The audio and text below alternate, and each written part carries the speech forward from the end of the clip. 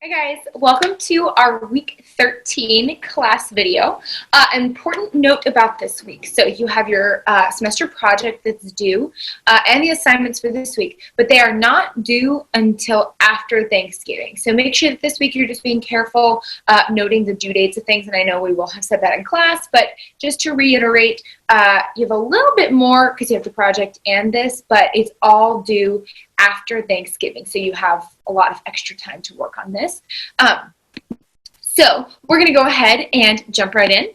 This week, you have the exact same technique exercises that you had last week, except for this week, it's in the keys of B flat and B flat minor.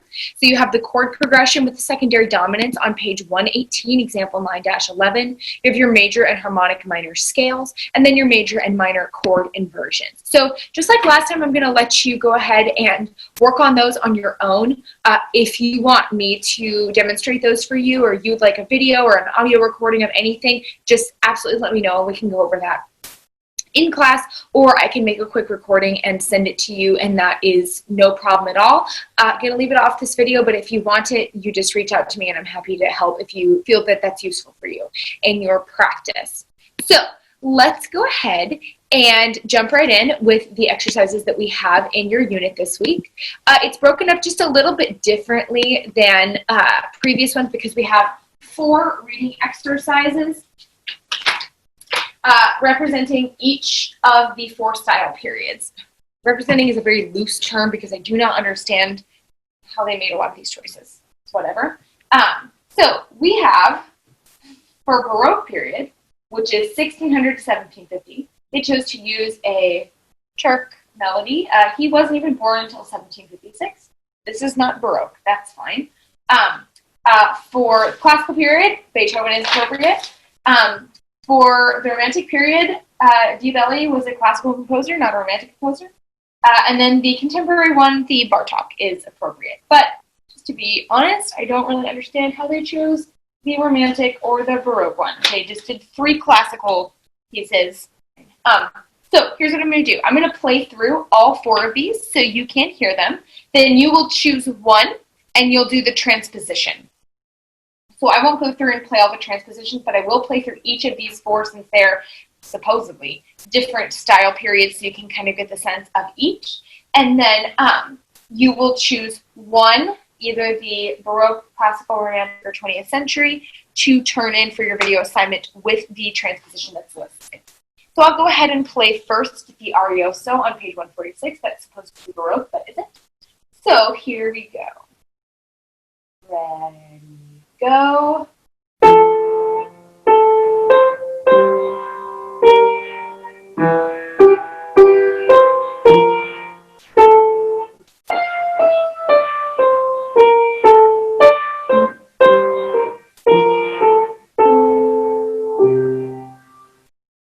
So there's that one. And then if you chose that one, you would also do the transposition to G major. If you're working on the transposition, definitely give it a try, hands separately, then together in the new key. Here is German Dance on page 147 for the classical.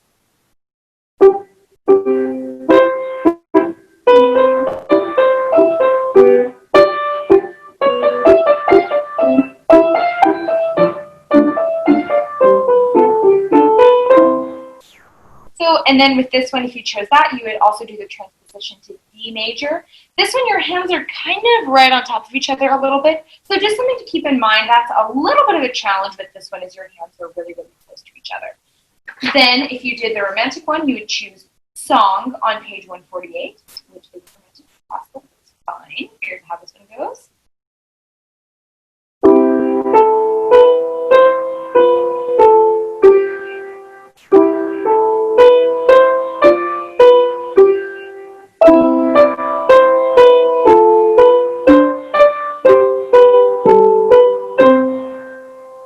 And then if you chose that one, you would also do the transposition to D major for that one as well.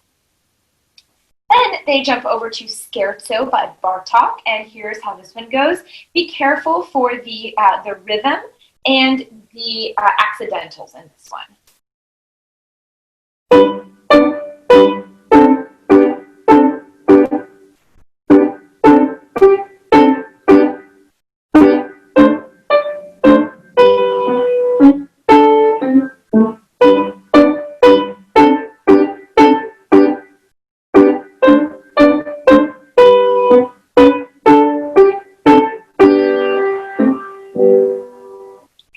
for the contemporary period, they picked the most classical sounding Bartok they could possibly find. So you will choose one of those. For the Bartok, you would transpose that one to F major, so down one step. And as always with the transpositions, make sure you give it a try hands separately, transposed, focusing on the chord structures, focusing on the change in accidentals when you transpose is also really important. And if you want to hear any of these with their transposition, again, you can absolutely just let me know. So let's go ahead and look over at page 151, and we have some technique exercises over here. So very similar to the one that we had last time, number 1 and 3 at the top are where you hold your 5 and then play 1, 1, 1, 5, hold, 1, 1, 1, 5, hold, 1, 1, 1. So it's practicing thumb independence where you have to move your thumb and then hold your pinky, and then you do the same thing with the left hand. 1, hold, 5, 5, 5, 1, hold, 5, 5, 5. So it's practicing a little bit of finger independence and also having to hold down one finger while you play the others. So definitely give all of those a try with right hand and left hand.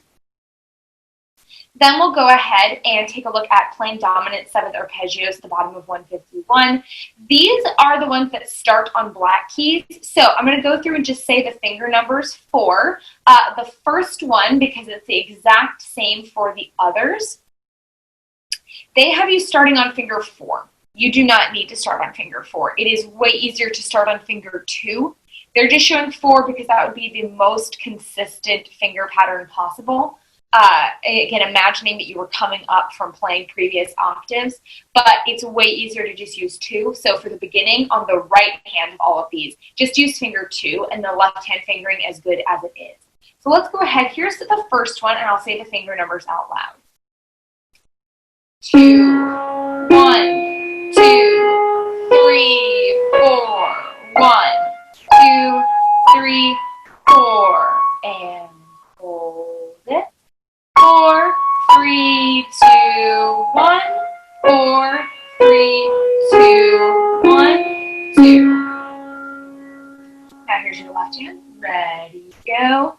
2, 1, 4, 3, 2, 1, 4, 3, 2, and hold it. 2, 3, 4, 1, 2, 3, 4, 1, 2. For these dominant 7th arpeggios, really good way to practice keeping very careful fingering, and also good technique to avoid getting sort of a claw hand, and also really, really aggressively rotating your wrist. Try to make sure that you keep your fingers in a nice, comfortable position, and that you're mostly moving along the keys smoothly without too much like. You don't want to be like doing a whole lot of this motion. You want it to keep it really nice and smooth as you go up. So then we'll go ahead and take a quick peek at our solo riff for this week. And this one is my favorite solo riff, I think, in this whole book. Like, this is just such a lovely arrangement. It's a little bit, has some complexity in it, but not overly intimidating. So with this one, definitely go ahead and practice it through hands separately, and I'll demonstrate hands separately, and then put it together.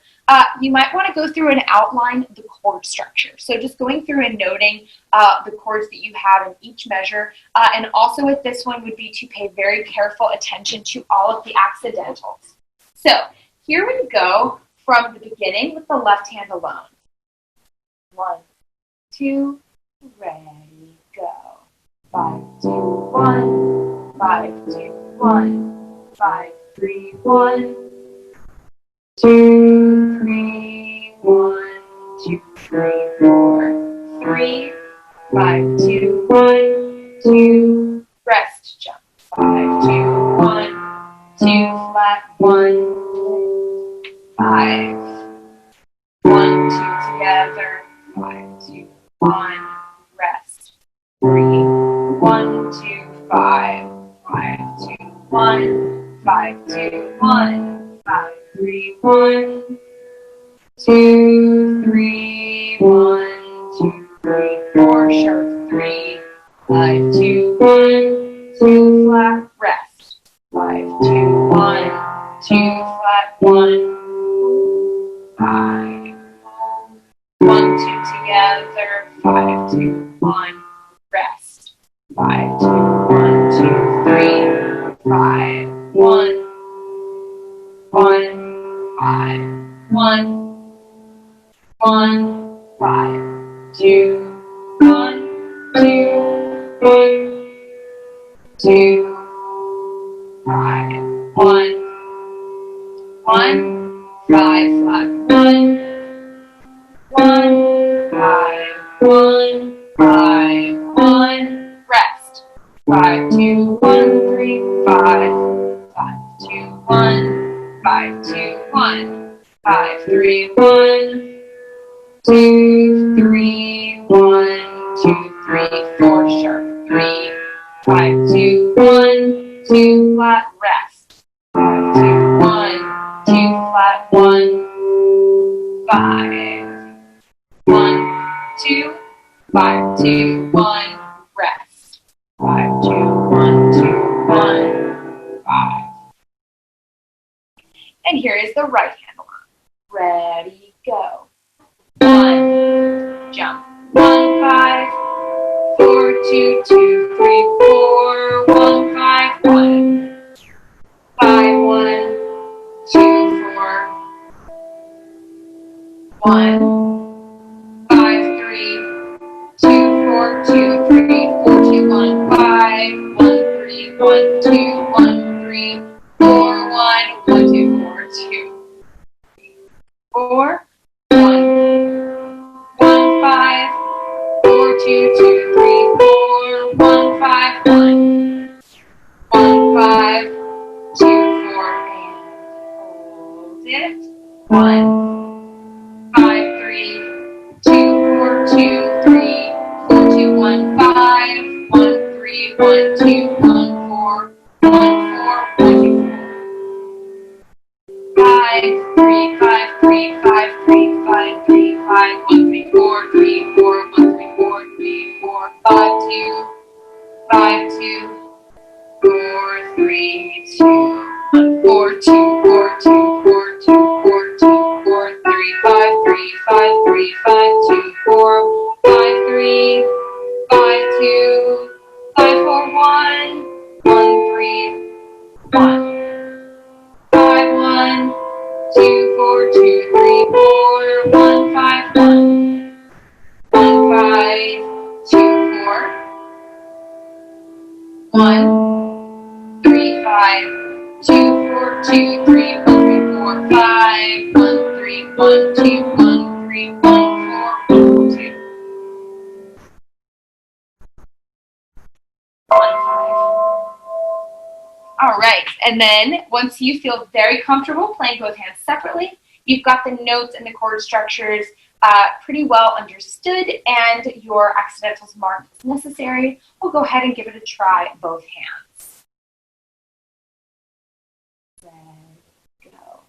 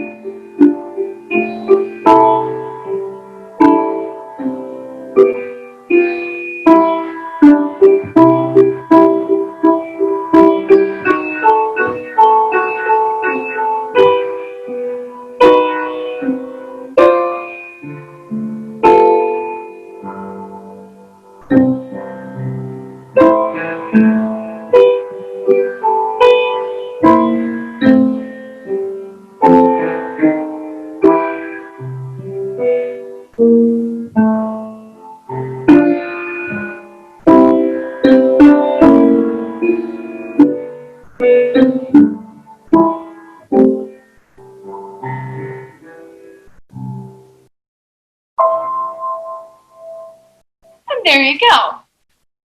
So again, that will be one of your solo rep options for the exam. You'll have the option to choose that one. And then we'll go ahead and take a look at the harmonization examples on page 154. And for this one, we don't have any transpositions for these harmonizations. So I'm going to go ahead and just demonstrate them both for you, and you'll choose one of the two to perform for your video assignment for this week. So I'll go ahead and play our prelude in A minor at the top of the page, and I'll call out the chords as we go. Definitely you might want to practice just the melody alone and then just the chords, but I'm just going to demonstrate it both parts together for right now. 1, 2, 3, ready, go. E7, A, E7, A, E7, A, F dominant 7, B minor, E7, A.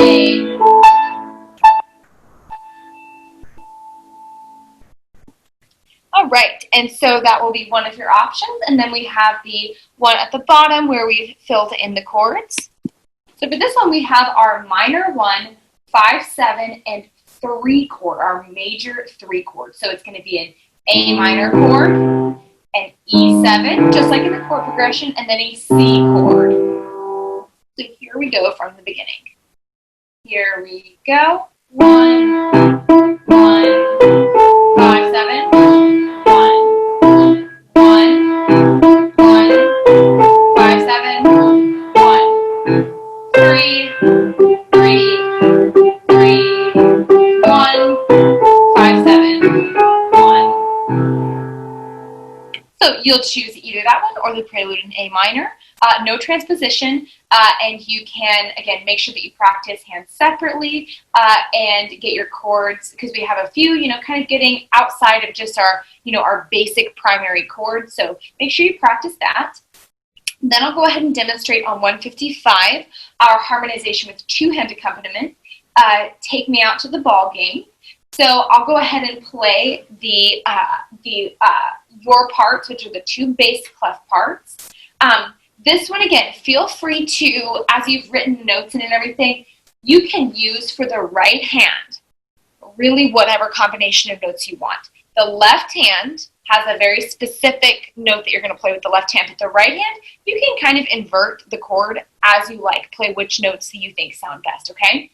So I'll go ahead and demonstrate and call out the chords as we go. 1, ready, go. C, C over G, G7 over D, G7,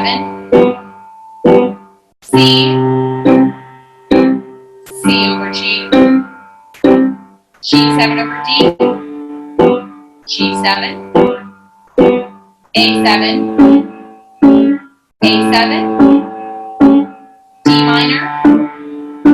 D minor over A, D7, D7, G7, G7, C, C over G, G7 over D, G7, C7, C, C7, F, F, F sharp diminished, C over G, A7, D7, G7, C. Right, and then here is how the melody goes. So you can play the accompaniment while I play the melody, and then play the melody while I play the accompaniment. So a little bit tricky, but definitely a great thing to practice. So here's how the melody goes, and you can play along. 1, ready, go. C, C over G, G7 over D, G7, C, C over G, G7 over D, G7, A7, A7, D minor over A, D7, G7, C, C over G, G7 over D, G7, C, C7, F,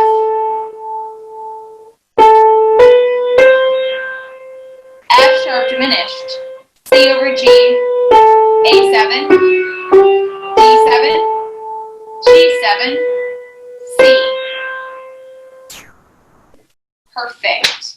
Now we'll go ahead and take a look at page 156. We have 2 transposing instrument melodies for F horn. So the F horn transposes a perfect fifth down from the written pitch. So concert pitch is a fifth down, and you also add 1 flat to your key signature / take away 1 sharp.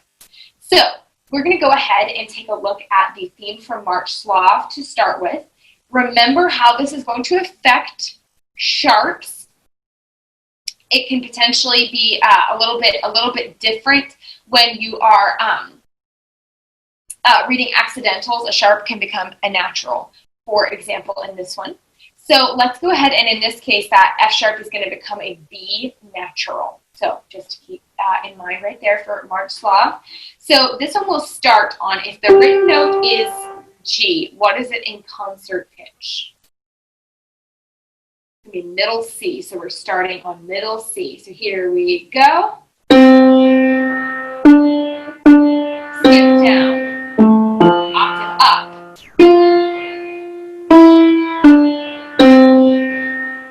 Skip down, step up.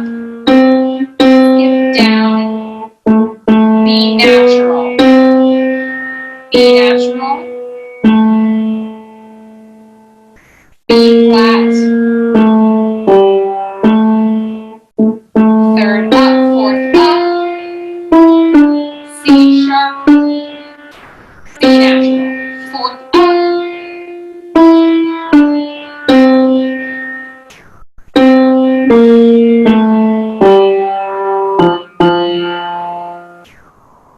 Wonderful. So feel free to just kind of use that as an opportunity to check yourself, make sure you're getting all the right pitches.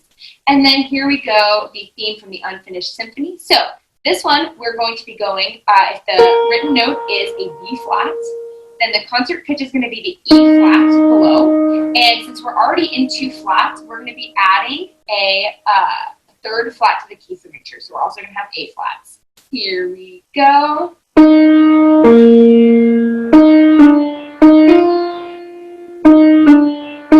Make sure you're keeping an eye on your keys. Notice the intervals. E natural, E natural,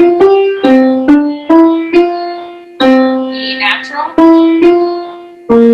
back to E flat at the end. So just keep an eye on those accidentals. Then finally, we will go ahead and take a look at Park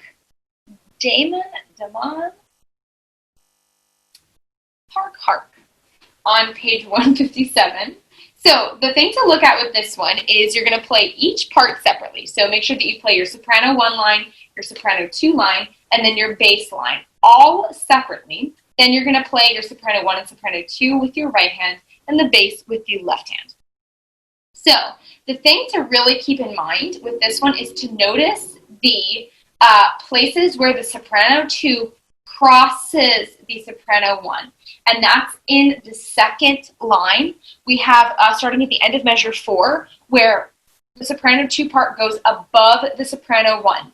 So, not really too difficult if you just kind of mark it and keep that in mind. But that's just definitely something to keep an eye out for. And then also there's a little bit of a tricky rhythm in the second to last measure. Feel free to use that ritardando generously and, really slow it down. And that way you can get that sort of tricky little rhythm that they have right there. So here we go from the very beginning, and I'll just demonstrate all three parts together. Ready, go.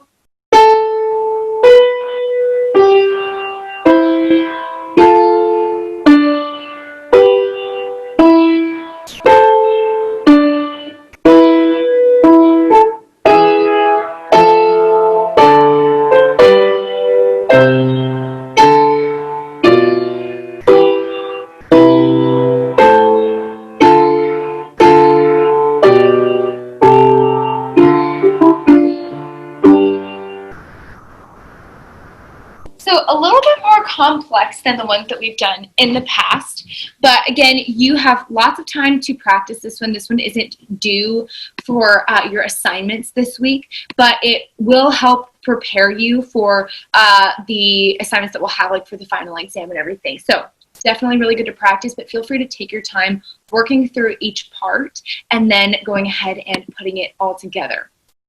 So that's all we've got for this week. So your assignments will be the chord progression on page 118 in B flat, major and harmonic minor scales in B flat, the major and minor chord inversions on page 28 in B flat, one of the 4 reading exercises from the style periods with the transposition, one of the 2 harmonizations on 154, and one of those 2 transposing melodies on 156. And just remember the due date is after Thanksgiving for all of this stuff, along with your final project. So that's all. Again, if there's anything that you want demonstrated that wasn't in this video, feel free to just reach out to me and I'm happy to do it in class for you or just send you a recording or set up a Zoom meeting to help you with anything. So good luck, happy practicing, and see you next time.